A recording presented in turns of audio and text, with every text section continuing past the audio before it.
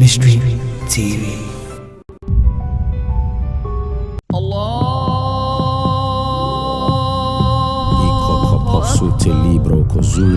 In the name of Jesus.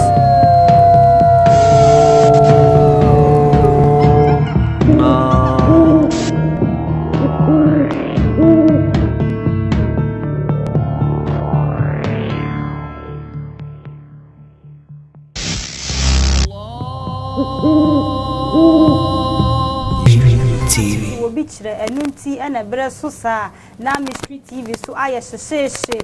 And Peninsem Jumedia Brebia, it's not see the Bremo. Ghana for can send you honoma when Tiasi, Binsu honoma yacho. Casa nibu wire Casakwan, a cane Casakwa, a binsu a Casatoa, a catwaso, a binsu sooner dear bebu unqua. Banning in Ankem for an Korean Peninsem where I know, Etina Brebiani, and near Papa, a dear Guana Yatana can somewhere. Etessa, and Untinesa what's here, send now on Tiasia. A drum Peninsem Jumedia so no for a cognatas and one said, just so you may piano and then a papa tenasis and Peninsem wasam, and I dear Bramunana, dear Banre Cray.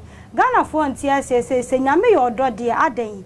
And I fear I assume Nina a binum a charge or a binum elbow bubuos and I mean I or do the other namebre. And some way not a Ghana for soon one person who yentia. Nyame or do na fe womugusun so a womobre. Yan crat walk a crammer nearby, yadin common or beshaso. Hallelujah. Prophet Dr. Abednego has once again demonstrated the power of God following divine guidance. He established the world first spiritual hospital, Rabboni Spiritual Research and Divine Medical Laboratory. Now, God has directed him to create the Prophet Dr. Abednego Invisible Teaching Hospital, powered by Castoplanto technology. This unique institution will reveal spiritual realities and help you understand the unseen battles affecting your life. Many are spiritually unwell without realizing it, and many struggle to progress due to invisible spiritual conflicts. Prophet Dr. Abednego Invisible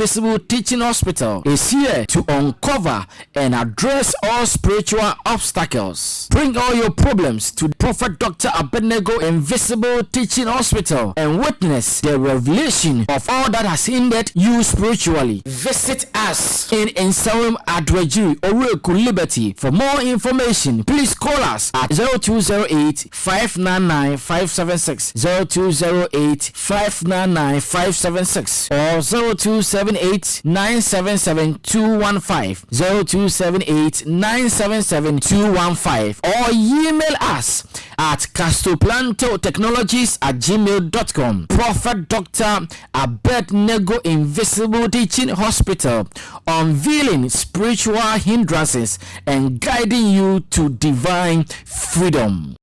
I will say, I feel now when you are Mystery TV, so I will subscribe. Ya mama no hear me. Now I like ya share. Now feel what notification bell ne so. Say ya video be ato mu abetu me enya be share na wanya be atie. Share so say Prophet Dr. Abednego number na eda screen na se no. Bibi a wo hia efo wa bra bomu de ekoso a wonte ase no ofre no a wo benya botre na wa kirechire mu amane ma ye kama ma onye pray for me. Enti nya wadwene se wo bad we hia asma beto no so no akoda adwene ho no ono abebo ho mpae sa de da bi preko na me di ne shode a na esesa na ekọ no kame ho ne ye ma ye papa akwa aba na ye mfa ye nkomo no enhyehyɛ so daddy ena nso ya saba bi yo osoro ya sasiru adina so tun for Japan that was Holy Ghost me say yes Father we thank you eja insuranka ni am gogoro won saba say omo penchechere mu woniama bi ho oh Lord of hosts, the spirit of interpretation from the Father, the Son, and the Holy Ghost.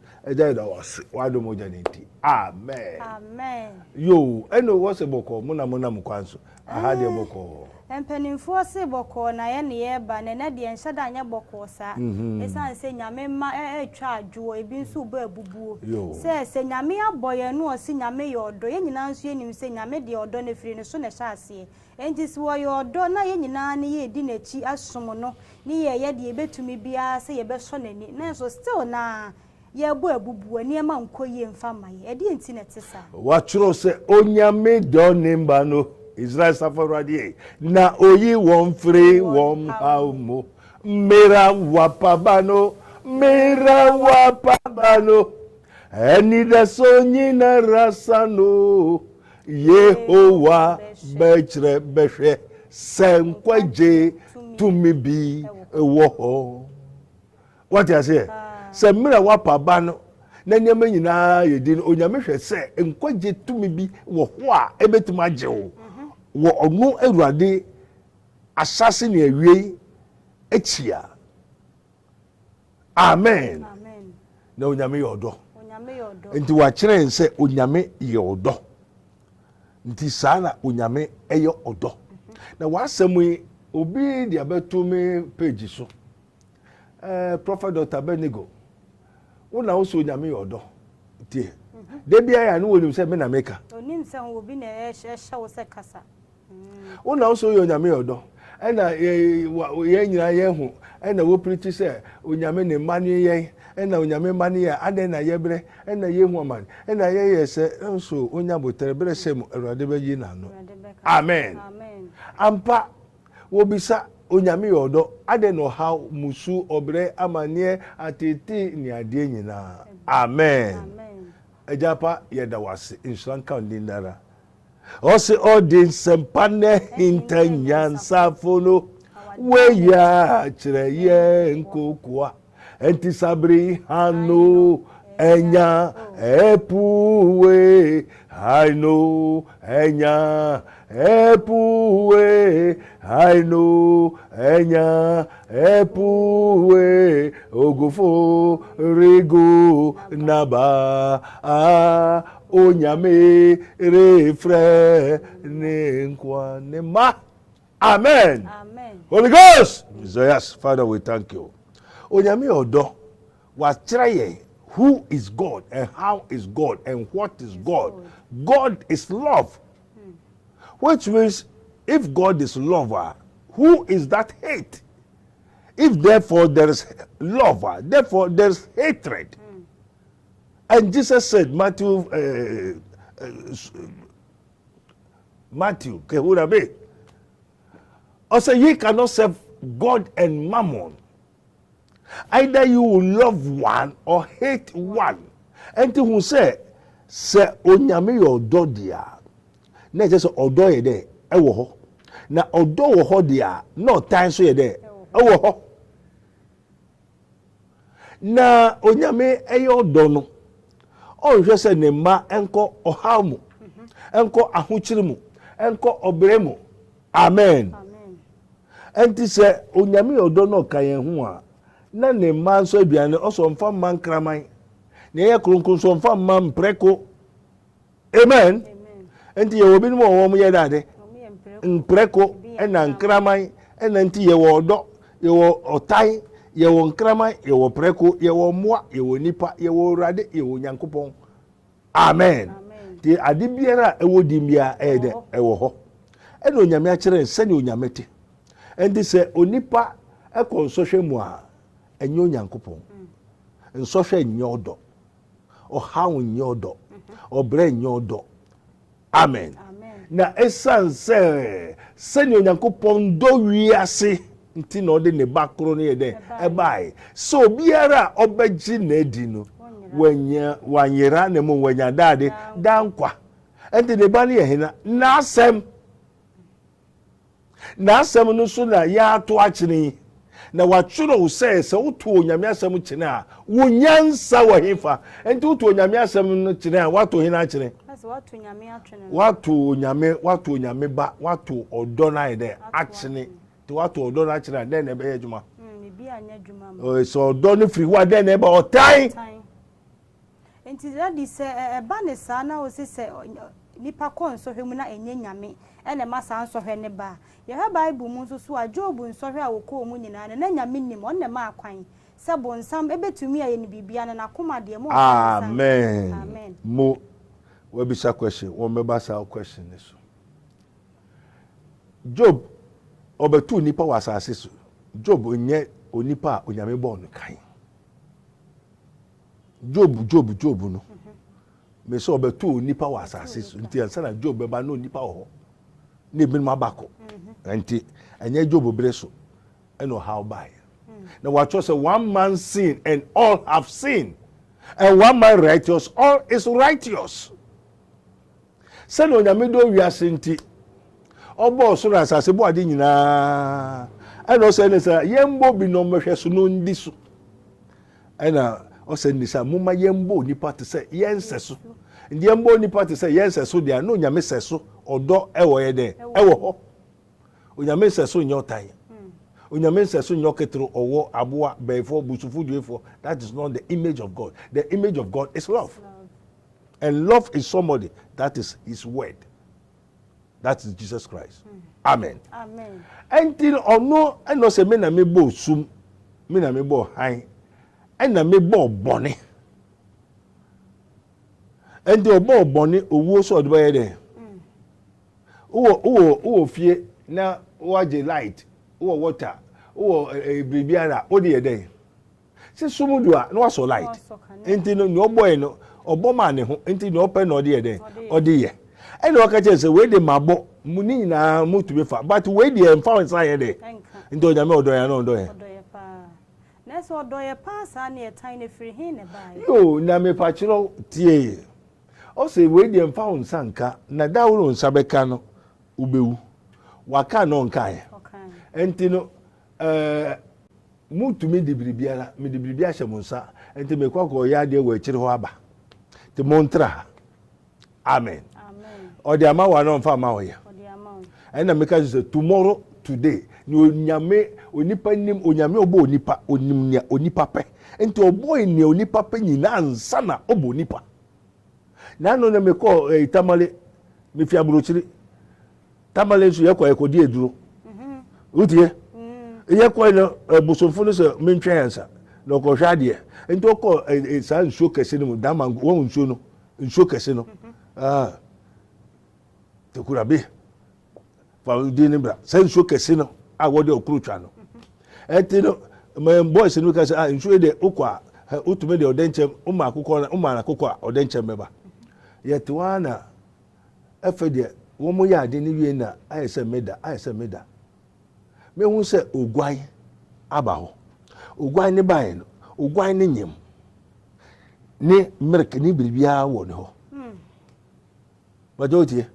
Enti me da wa me gusu hwade na ogwane we pe e hwan se oyiyi teta abofra no show ogwan ko hospital woni midwife ojawo on continental onu mo aduro onye hwe enso otumo wu fa no ho fa ne ba onu aduane enso akwada no won wu na opopa ne ho wie no tafutafra ne ho wie pe no so nante osori so nante pe na ne mama ye ne se pe no no so hu se aduane wa ha hwa aboa mpo wo be wu aboa no na aduane nyina wo ho ene ho no afi no so de kyerem se menhwe ade no nipa onyame abo no se ne nseso onyame nim so bebo nipa enti obo ni onipa pe nyina enti ni onipa pe nyina o de ye de emma no ansana obo nipa enti tomorrow today nya o hia daachi o heaven call obiribia wo dey there wo dey mind and this one call heaven ahina say yes one if you don't go to heaven don't blame Jesus and if you don't prosper don't blame your pastor is le bomberger that dey was the fufraba le bomberger always give food to his sheep. So Jesus tell the apostle Peter, do you love me? Feed my sheep. Peter, do you love me? Feed my sheep. Peter, do you love me? Feed my people.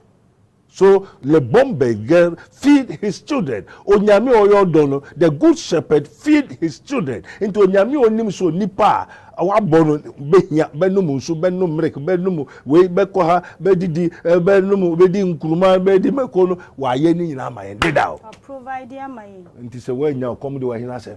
Na chese so he bi ba ye so aye nipa na. So he be na ba hina so. So he be nipa so. So he ni fifa na ba so. O say daddy abrabo. Enye wo na akofa ba.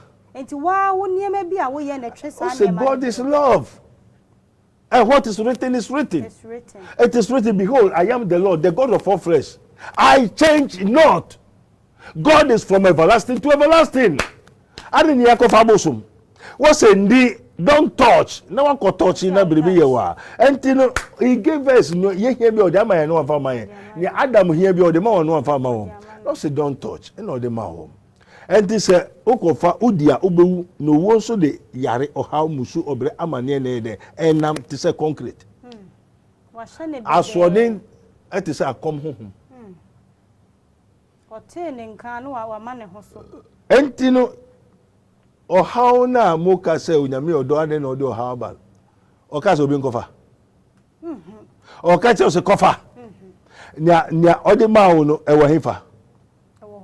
Ewo hifa. Amen. Nya odema Adam no. O say Hebrew 10:35 and to wonam a ewa ketua ketse no enkyene boaseto hiaw na se owie ni onyankopon pe na wonsaka wo bose na Adam emfa wonsanka na wo koka ubewu ana ne yire no so nani krakakakakaka abayi foni na ni brade ema omudi ye omamu uti wo na se magisa wo kire yemu. Amen. Amen. Onyame ka je se udi a ubewu ena aboa owo no so woni baabi o ena obi kofa no owo ni the most wisest creature in all over the world owo nyansa pa ndo bonsam no pa aboa no ena o the spirit ne wura nimu koka kire if say ni onyame se udi a obewu no enye se obewu na wani bebie eye kasakoa kasakoa na bemu wa ha. That is the invisible. That's why we teach invisible. That is hieroglyphics. Also udi a wani bebie enye wani wa we. It's a mystery. Mudia money baby. What's what is ampa wani e de bie na wo kun se wodadeja. Adela de dada no what ho no hu se wodadeja. Na be sa abre no na wo mani akata. Enti Christopher na ebe ye se ye ni bete woni ema bi hu ana. Enti moni kura fra de dada. Enti. Amen. Amen. Enti no o ka chiro se udia ubewu. Entino was obosan say mudia won say udia woni bebie na mobeye te say enyame. What is God's enyame? A God we have a spirit without flesh and we have flesh without spirit. Ye honhom a oni honam ene honam a oni honhom enti ye ka gods are the spirit beings without flesh. Enti Adam mubeye te say nyame dia ene na mube trawiase a munya honam no bi oti wiase no ni honam a waye dade yes waye sama mo na ho na ghost enti onyame kase obewu no ghost na ba na mai abehye wo ho aha nti na wo wunu no anu no. Amen. Amen. Enti se onipa ukra efru mu a waye den wo Until there, Adam what was a they die in that very day. Why? Their spirit come out from the body. Now God is God. I know my Father. It is the day that know their gods shall do exploit. And you won't go for what you want.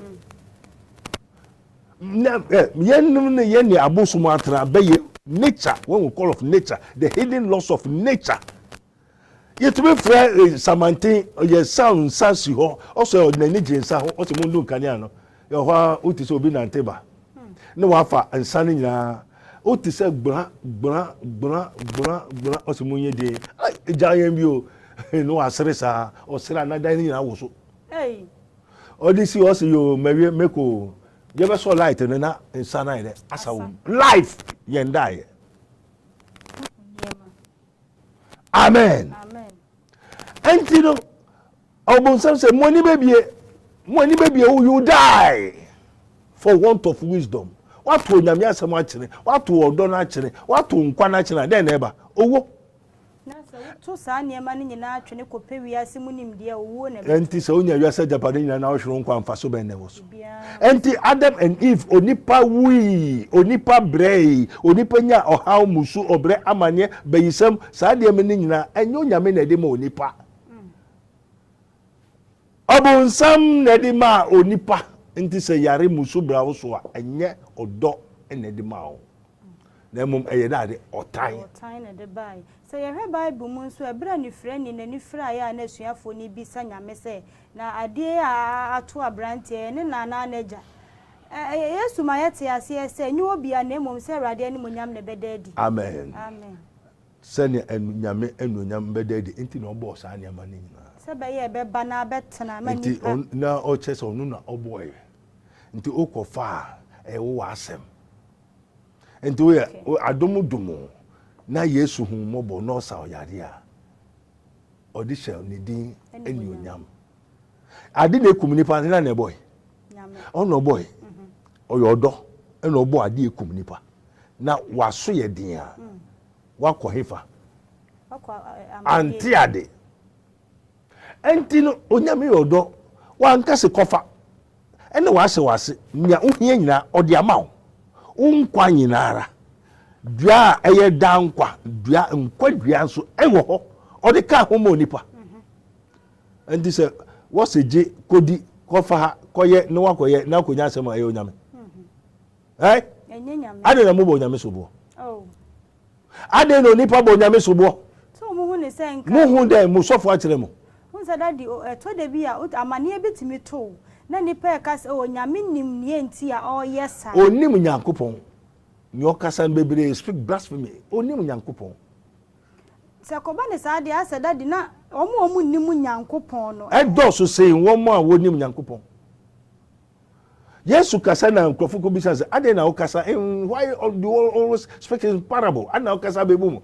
O se mo de media mamu se monte ase. E we no yamfa ma won. Nti obi a yamfa ma onim nyankopon, onim nyame asem.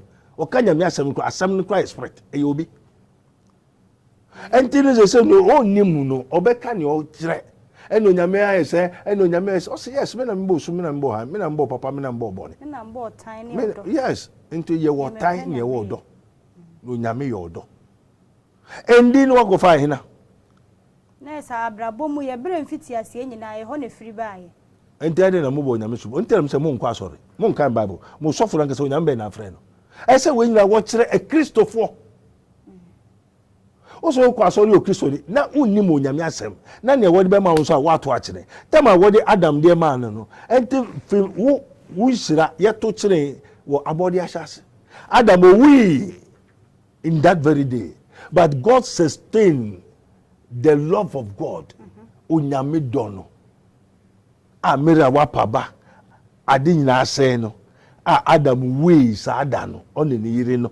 Unyame bisa Adam na dey also yire na odi mo ba na de mamen. Adam na also ba yes also obonsam na no obonsam so also mu kunya kwasefo jimi fo.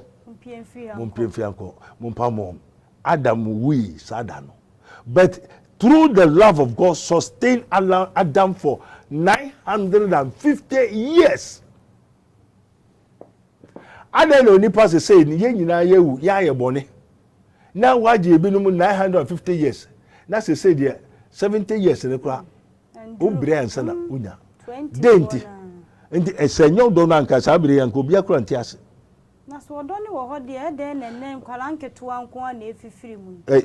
Na nia muka no do no wo ho ntia adom no wo ho Yesu ho ntia yenkoso ndi bin yenkoso yenkwasase yenkoso ndi aduanbone yenkoso fa aduanbone mfa mankrofo ukoto aduane a ya ye choba na gogome na obi tu ho no ton gogome e mankrofo beto ayo nyame ne do yonku se wo ho mbacho yeye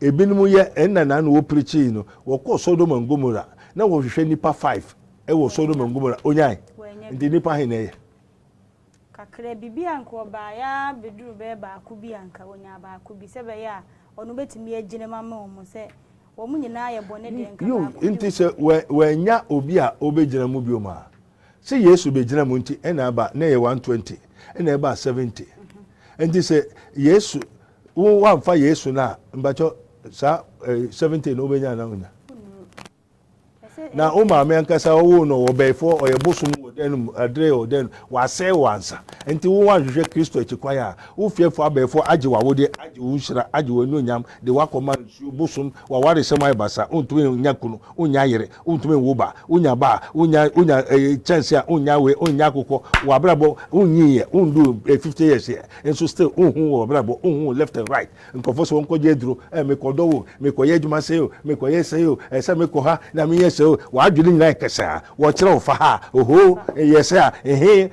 young boy nkwada mrante wo nyina ejimisem adwini nyina kese na onyame be no yodo ne odo be ma fa ma won kan kire wo ya na onti ya na go mon furu na mon kofa mon shira Gana fo bilum so kan se ase beye ye honhoma wotai bo pa we lo be ada wonu ebi ma ya adwuma you say there be so work as me tai ko bi o se minimum oni omokoyen so work meeting wo ko meet abefo meeting ni bi senka da wo beifo ana se wo nya beifo wo ani de ba wo nya beifo nti o ko beye ayi ada Ezekiel na wada wo kum nkrofo de akogu nsamampom so no nwuye na ene no ko hu se saman ti we da hada so bi na de ne kwai okay ana obi san se sa dompe yi benyankwa no se urade una onim se wo se hono na nyame wonim o e de enti na ma ne bisa Ezekiel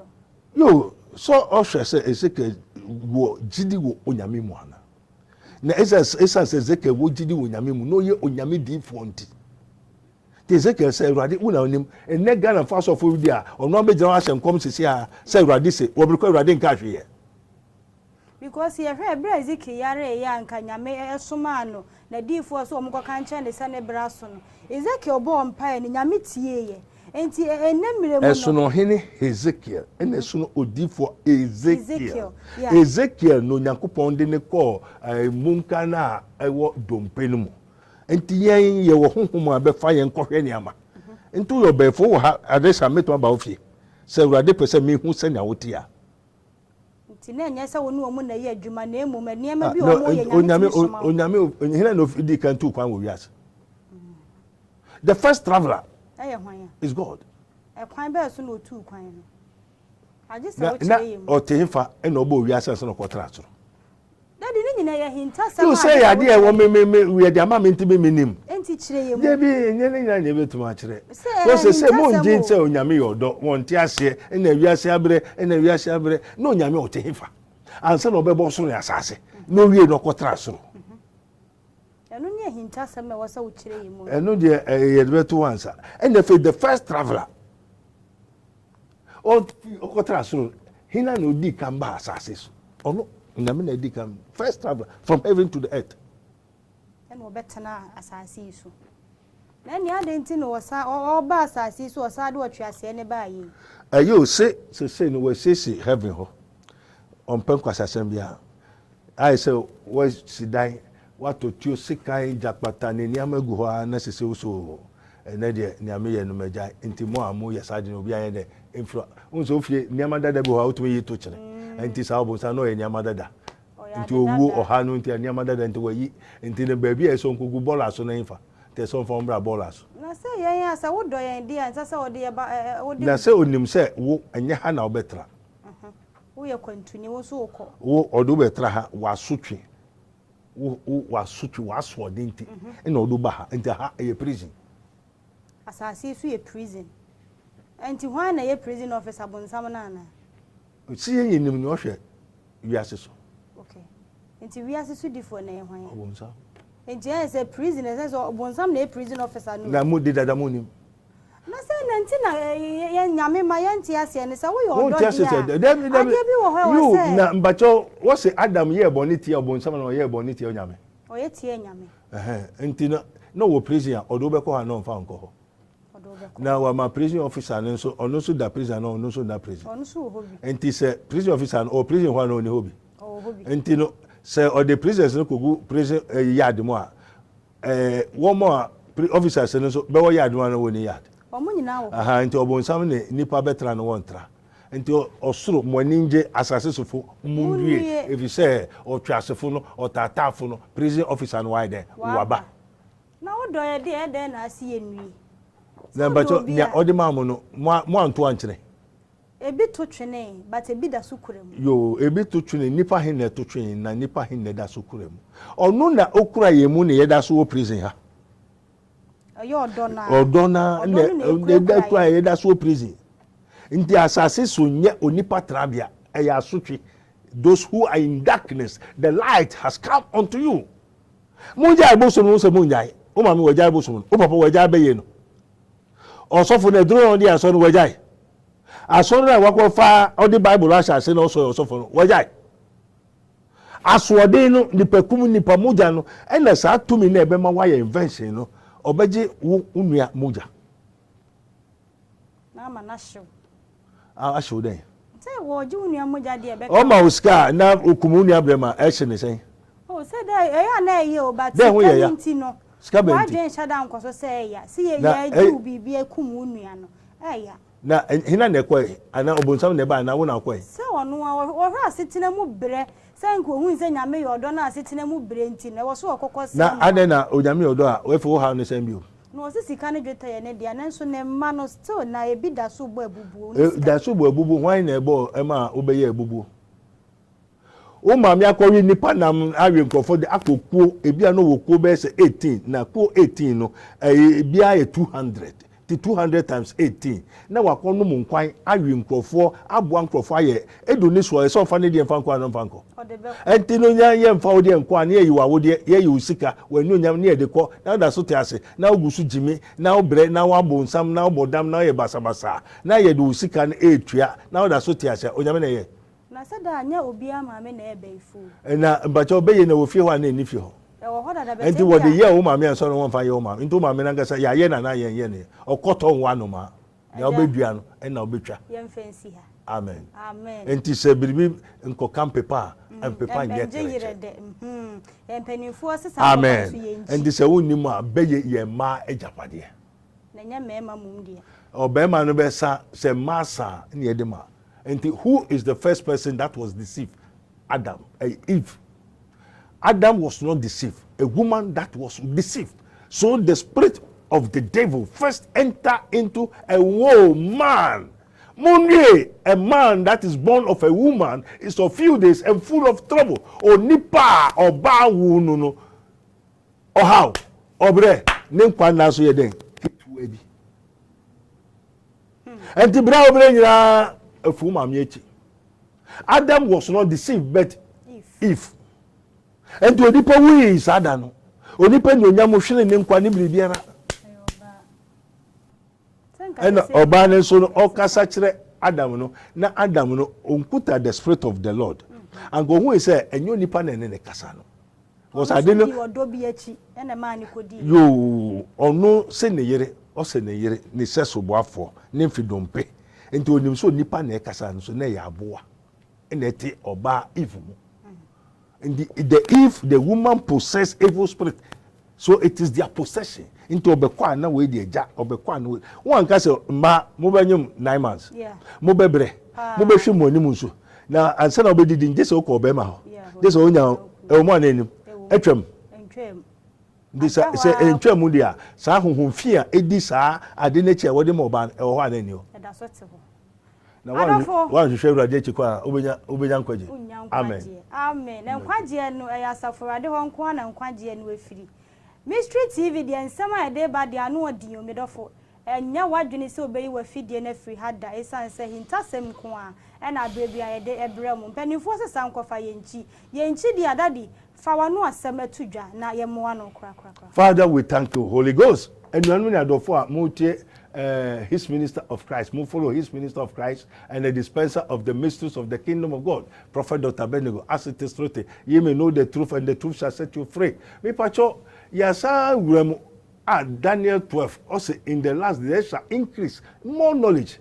And for lack of knowledge, my people are destroyed. What I say, it is written, we have the mind of Christ. We have the mind of Christ, which is the mind of God. And there are some people who have. So we speak the what? The word of God. And you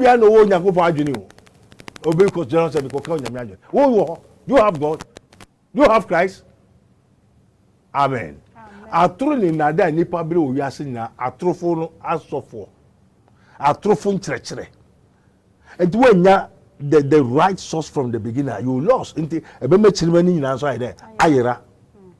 Enti no sabiri hwehwɛ Awurade chikwa me kyerɛ o sɛ Colossians 1:16-17 or say for by him were all things created, both visible and invisible. Enti ye wade a ye mfa ye niwa ye de ehu ena me say we have a spirit without flesh and we have flesh without spirit. Enti ye ne tu ni na akasa ye no mo anante ye no mo atonsa didi. Enti me kyerɛ sɛ ade wei meka me kyerɛ na masisu dua sɛ ade no ɛyɛ de ɛwɔ hɔ efisɛ mehu saa na yɛte. Enti ye onipa ye hu wom ye onipa ye hu wom.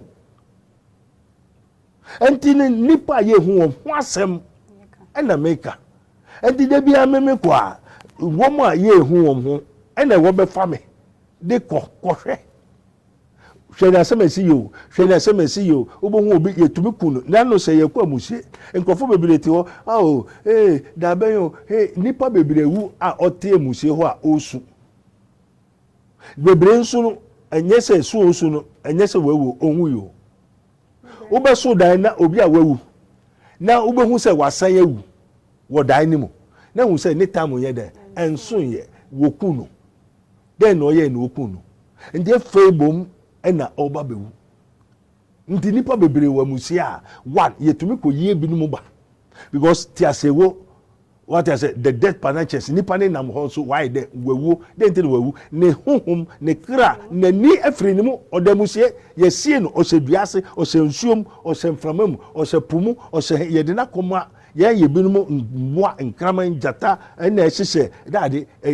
keji mu anti wo be family yeko yi wom enti me hu yetumi nam no a kyerɛ asɛmasi kɔ hɔ ɔsɛ Awurade misro ɔsɛ kɔ odu sa kotu obi tis bi ani ti yɛ aboa ɔwɔ ɔkraman enti ko hu sɛ ɔsɔfo bi yɛ bi ko so bi ubewu for nothing u fie for hwɛ waku yɛ pɛ wasɛ o okoja to me be why next man enti na asɔfo no bebre ayɛ atrofo ɛsɛ ɔkɔgye aduro na aduro no so no onim sɛ aduro ɛyɛ wotamfo obonsam yo nipa tamfo enti me ko be me hu me ko je duro o ko je utamfo no bia de aka ho from fire ye de to fire enti no ye wo adombre ye o Yesu Kristo bre sabre Yesu Kristo adom no wo de amaye ena wa hwe ho so wadu andi ade sresre me pade to we ma me ma ni bi pa be sre wade o hu so obi kura te kwa ho o sre wade e ma no dwe hu ye nipa bebility o sre de o ma no o sika nyina ase wabra bo nyina asofo collection bowl eduro wom pulpit eduro ho dinsini onde so dinsini and so ndo yo bonsan ba dida and those Kenya akoyefa uko bonsan ho a usika nyina hina dia silver and gold abana what I have is what I give you this says bosomfo no wo odenchema den obema nti baby odema obia e dade odenchem na de ndoko je odenchem ba obobesra no nsra okwo bribu obuso malam ho malam fo won nya okuta nyina gini nso ntehwe ase kwase asem etuturu asem kwase ade nkuto ya mugashi daga mutari o zarate no spirit bi na esa enti no say ankese se membo mo dia nkyerɛkyerɛ but me say Awurade ankasa ogusu na adwuma because uko catch one tia say none of them edina sitara na sai Awurade kyerɛ nkwa Allah kyerɛ nkwa up to now Muhammad ankasa be ka kyerɛ so dada okrofo no o me nseme Muhammad kasa arofonom aha ene yedi musie ya papa wo hiti sa na kyerɛ nsɛm na no yɛ den ano no ai da bia me ka kyerɛ say number no na da se ne de hia obia bra na fe so no frɛ no na wone no enkasa pray for me de wonya bi e wo ye na fie ha da bi no kra de wonya bi e wa ha no na me ka kyerɛ say da bia no ode ade foforo na eba eye Prophet Abednego Invisible Teachings ne so koso e wa ha isotherm technology so abeka ho eno ne ebowura sunsum ne ekohwehwemu ne epenim de bra enyame ma eno ene no so abeka ho e beboa ye yie papa Mystery TV de wo de to ha no mahintasem kutu ena obenya dwaso hema ena mdi dwumade mu chia me ye mo bibia afihia pa Mystery TV.